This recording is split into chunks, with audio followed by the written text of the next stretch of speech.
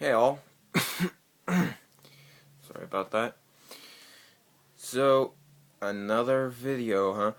I know, I'm not sure at what point this is, but I've either already uploaded another video of a cop doing some kind of weird floppy thing, or I haven't uploaded that yet. Spoiler warning, by the way. Anyway, we, see, how does this happen? I don't even have naturally curly hair.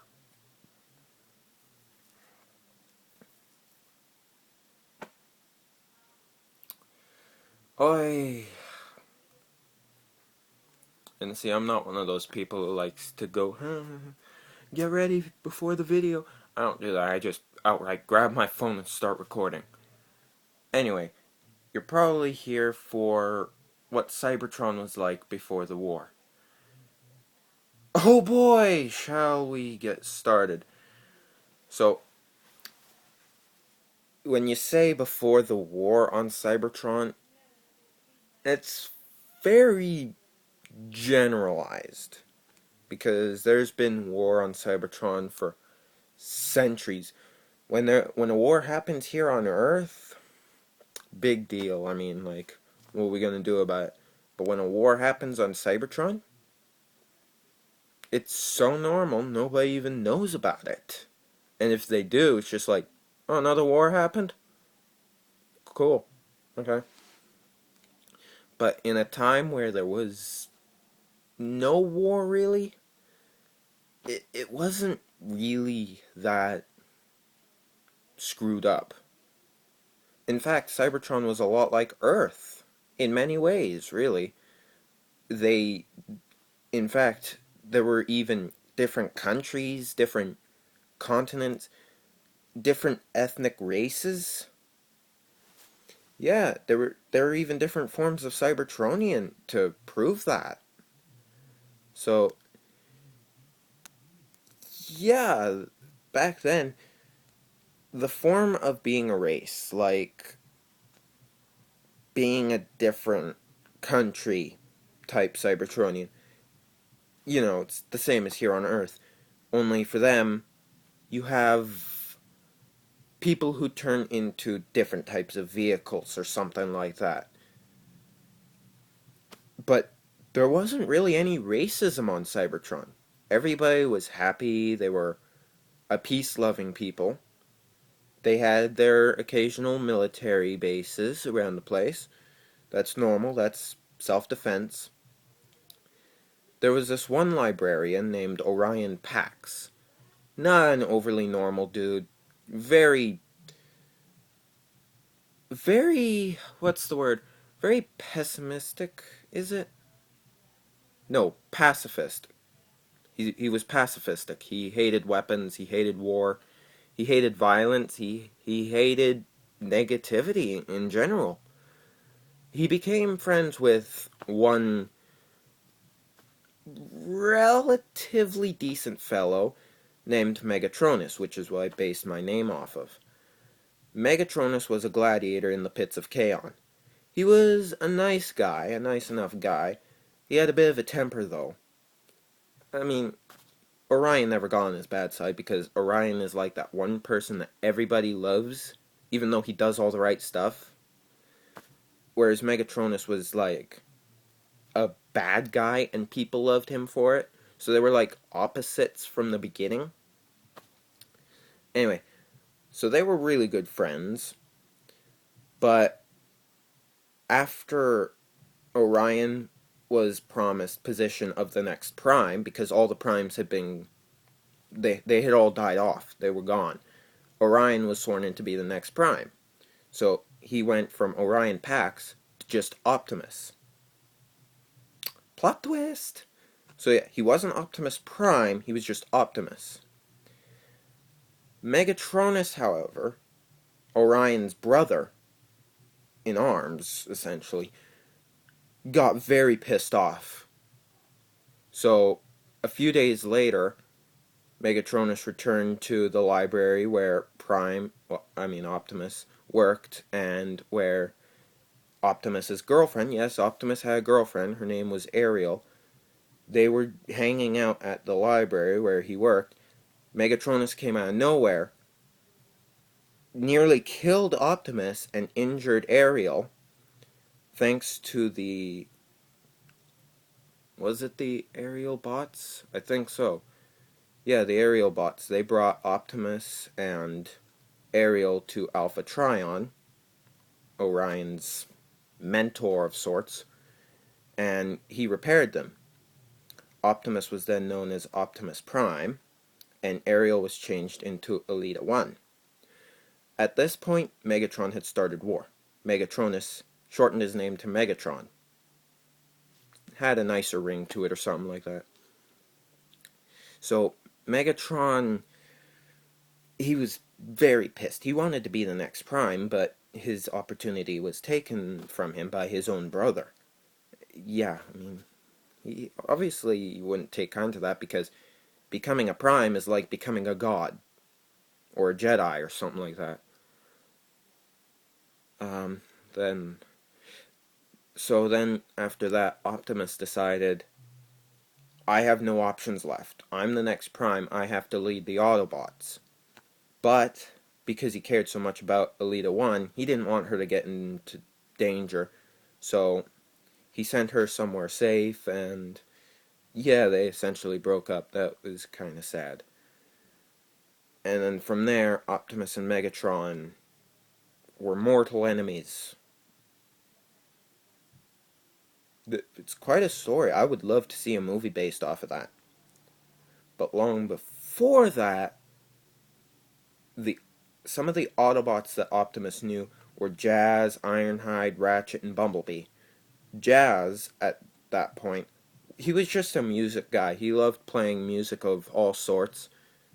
Cybertronian music, which is not anything close to Earth music, I'll tell you that much. Ratchet was a basic doctor. Very, very energetic kind of bot. Ironhide was kind of old and gruff, and the way he is now, but he served in many wars prior to alongside Cup, and yeah, that's probably why they look so similar. And Bumblebee, he was just kind of a child, really, he was friends with Orion and the others, and just, he was like the little brother to them, the kid brother, and they took care of him. And when the war started, they had to try their best to make sure he stayed safe, obviously, because what would you do if a war started? What would you do with your little brother? Hide him in a cellar? Would you send him out to war? What would you do? So he became kind of an ally. So, yeah, really, that's pretty much how the war happened. Now, based on what you're watching, the movies, or you're playing the games, or watching one of the TV series, the story's going to be different. But there's one story that's actually accurate. It's actually a crossover between the Aligned Continuity and G1. If you don't know what those are, then, I mean, you're kind of lost here. But yeah, Cybertron in its golden age, before the war, the golden age, sounds like a very fun time to have lived in. Like a futuristic metropolis. Would have been pretty fun, to be honest. Anyway, so yeah. After the war had started, Optimus was in charge of the Autobots, obviously. So, what was he essentially doing? Well, he was in charge of everything. He told certain Autobots to go here, told others to go there, and he went on missions himself. Nearly getting killed in the process, but Cybertron, the wars. Let's see. Megatron fought for himself, but then he realized Cybertron is destroyed. This war has destroyed it. So what did Megatron want to do? He wanted to rebuild it. Some Autobots were like, yeah, let him rebuild Cybertron. What's the big deal? And I'm pretty sure you'd be thinking the same. Why not just let Megatron rebuild Cybertron? if that were the case, then the new populace of Cybertron would follow Megatron's command and see the Autobots as war criminals. I don't want to be seen as a war criminal. But the Autobots just wanted to protect their home. Simple as that. They wanted to stop the destruction. The Decepticons caused the destruction so that they could rebuild it and become the rulers of the planet. Okay. But Cybertron eventually died, and there was no more Energon, the life force of all the Cybertronians.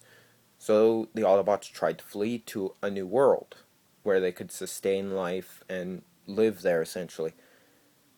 One planet in particular was rich with Energon. Nobody knows why, but one planet was rich with Energon, that being Earth. One theory was that a bunch of Autobots sent a lot of Energon off-world, and most of it landed on Earth. That's a possibility. So the Autobots tried to go to Earth, but the Decepticons intercepted them and destroyed their transport ship. In the process, the Decepticons' transport ship was destroyed too, because they were going through a giant wormhole, essentially. So the two ships were pulled through. Everybody was knocked into stasis. The Ark and the Nemesis, the two ships there, the Nemesis being the Decepticon one and the Autobot one, both crashed on Earth. The Ark crashed into a volcano, and the Ark crashed into a volcano. The Nemesis crashed into the ocean. And that's essentially where it all starts. So a bunch of Autobots and Decepticons were on board the Ark. Not many people were on the Nemesis, but everybody who was dead. Everybody on the Ark was dead, essentially, in a coma-induced state. Cybertronians go into stasis lock if they're unconscious. So, yeah, they were essentially dead. Then Teletran reawakened and revived them all. Oops. Probably not the best option, but after, 4 million years? 4 billion? I think it was 4 million. It was around the 80s. And that's where the Autobots and Decepticons kicked off their war on Earth. But yeah, Cybertron was a very peaceful planet. Within its solar system, there was another planet called Velocitron, where certain Cybertronians, like Blur and Hot Rod, come from. That planet is full of Cybertronians who like to race. But they weren't Cybertronians, they were Velocitronians. So you have Cybertron, Velocitron, Capitron, and a bunch of others. Cybertron is the one I know most about, because that's where most of everyone is from. But yeah, what do you think? Is the history of Cybertron interesting? Is it not? Is there any other lore you would like me to talk about? I'm into a bunch of things now.